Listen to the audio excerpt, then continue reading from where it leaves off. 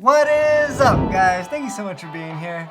So today I want to talk about if I had to pick one lens for my A7 IV, why it would absolutely, hands down, be this one right here.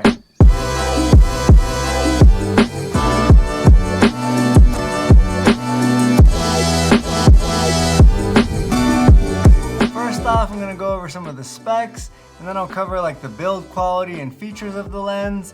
Then I'll go over the pros and cons, and lastly I'll wrap it up with like how I use this lens and why or who would want to buy it. The focal length is 24 to 105 millimeters. This has a constant maximum aperture of f4 and a minimum aperture of f22.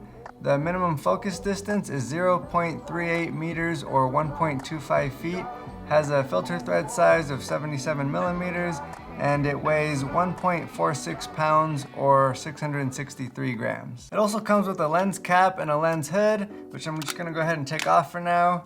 And then as for like the build quality and the features, this is a G lens, which is Sony's second to highest tier of lenses. So you are gonna get a little bit more high quality build and features and even glass than you would on like a non-G lens. So it comes with an autofocus manual focus switch, and then it has an on-off switch for your optical steady shot and a customizable button right up here, which is nice.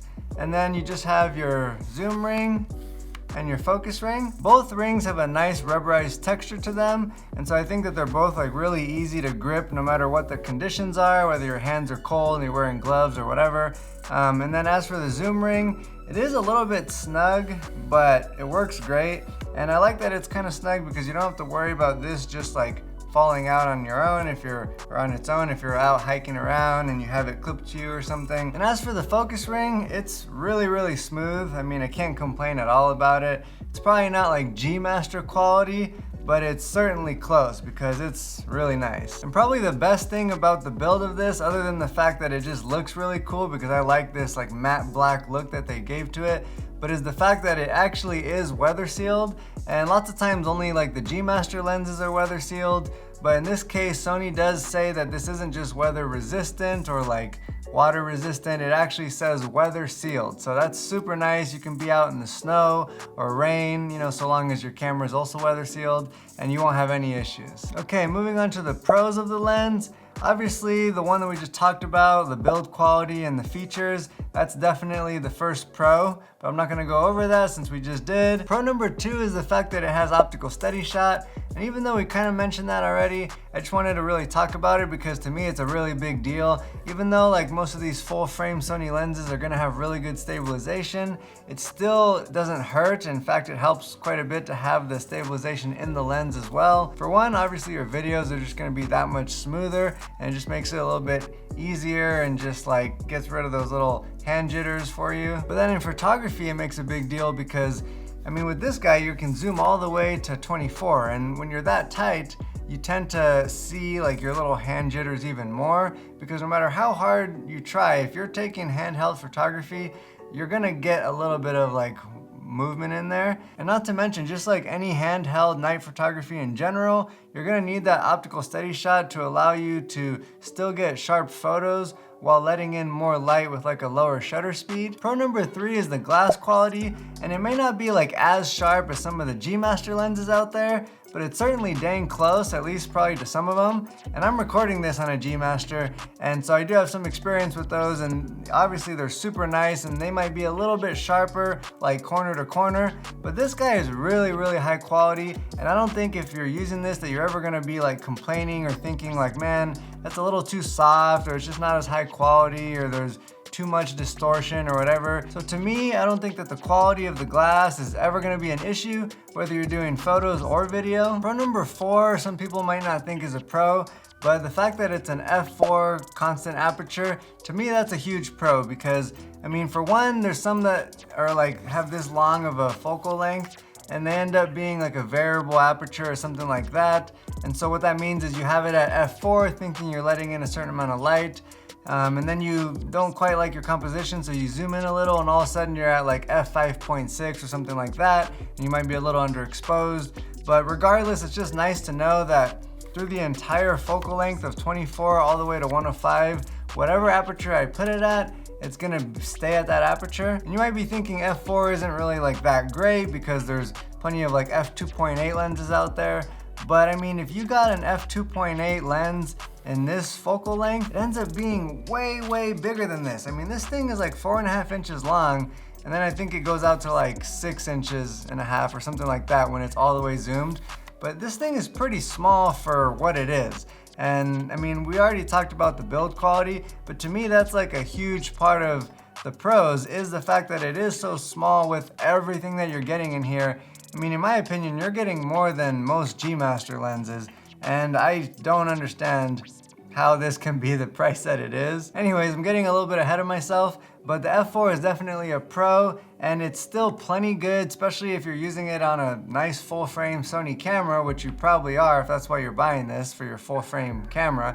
And most of them are so good in low light nowadays that even the f4 isn't like gonna hinder you whether you're doing some shots at night or anything like that. Plus, because of the focal length, seeing how you can go to 85 or all the way up to 105, you still get plenty of separation in the background and some pretty nice bokeh with that f4. So to me, it's definitely a pro, and it kind of leads me into pro number 5, which is probably one of the main reasons why you would buy this lens, and certainly why I bought it, and that's the focal length. So pro number 5 is the fact that this goes from 24 all the way to 105. And I mean, it's huge. Like, people just kind of like underestimate that, or not underestimate, they just don't appreciate or realize how convenient that is and how nice that is. The fact that you can be at 24 millimeters and you can totally vlog with that. It might not be like quite as wide for vlogging as having like a 16 mil or something like that, but 24 is plenty wide to vlog, plenty wide to get some really nice establishing shots or any kind of wide shots that you need. And then obviously you get everything in between.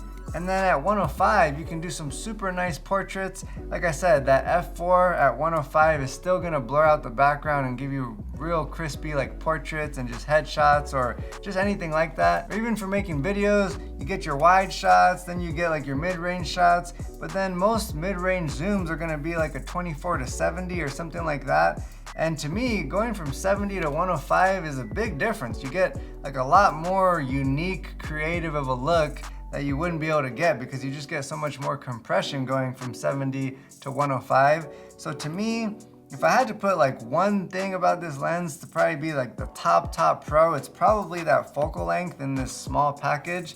But again, it all just kind of comes together to make it the great lens that it is.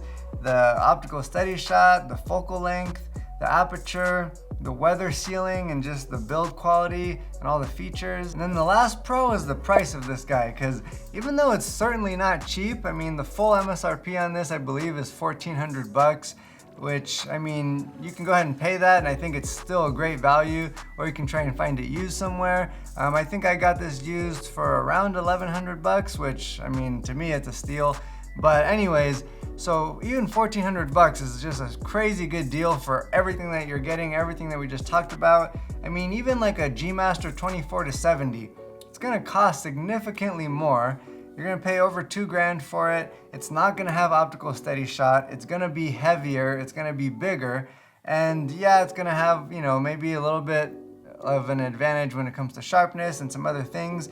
But even the fact that this has complete weather sealing, you know, a lot of the G lenses are just like weather resistant, but this one's weather sealed. So it really, like, I don't understand how it's not a G Master with the G Master price tag. It's probably the fact that, I mean, the only thing I can think of is the fact that it doesn't have like an f2.8 aperture, but I'll take all these other features with an f4 on my full frame A7IV than like missing some of those features and having more weight and all that. This is like the little golden child of a lens when it comes to like how much bang for your buck you can get in a lens. And so for me, the price is definitely a pro. Even though it's not cheap, it's definitely a pro. As for the cons, this is pretty much like the first time I've done a lens review, and I've done quite a few, where I don't really have any cons. Like, I mean, yes, it could have like an f1.8, or it could have maybe a little bit, you know, sharper glass, but like it's not lacking. It really isn't. Like all those other things that we already talked about, it doesn't need anything any better because it would not be the same lens if you did that. They might have to get rid of the optical steady shot, or they would for sure have to make it bigger, or there's just all kinds of different things. And so to me, this is a first. It doesn't really have like any actual cons. You know, obviously there's always gonna be things, other lenses that have some better features or whatever, but to me, it doesn't have any cons. All right, as for how I use it or like why or who should buy this lens, I use it for a lot of things. I mean, I have other lenses obviously, but I use this as like my walk around lens. So if I'm just gonna be out walking around or I go somewhere and I don't really have like a plan on what I'm gonna shoot, but I just wanna have a camera with me, this is the lens that I'll have on there because it's just so versatile. I also use this for taking really nice portraits, and there's times where I just want to use this for video. So right now I'm recording on the 24mm G Master, but sometimes I'll record my studio videos on this, and then sometimes I'll just make an entire video with this one lens, which I can put a link in the description down below, but I actually won a little like competition that another YouTuber was holding, where he wanted people to just make a little mini film, right? It had to be 5 minutes or less and only use one lens. And I made a little 5-minute film about my life, sort of. It was a little bit like deeper and more impactful of a video. But anyways, I used this lens and I won. And I got first place. I got like $500 plus I won a subscription to something else. And so anyways, it was really cool. So you can do a lot with this and even win a little competition. So yeah, it pretty much stays on my lens unless I'm doing something very specific where I want to use like a prime lens or something like that. As for why and who should buy this lens, well, I already explained the why, but as for who, I mean, if you're looking for like your first lens, you just bought a full frame Sony camera and you can't really afford to get a whole bunch of lenses, I would just get this one for now because like I said, there's pretty much nothing that you can't do with this.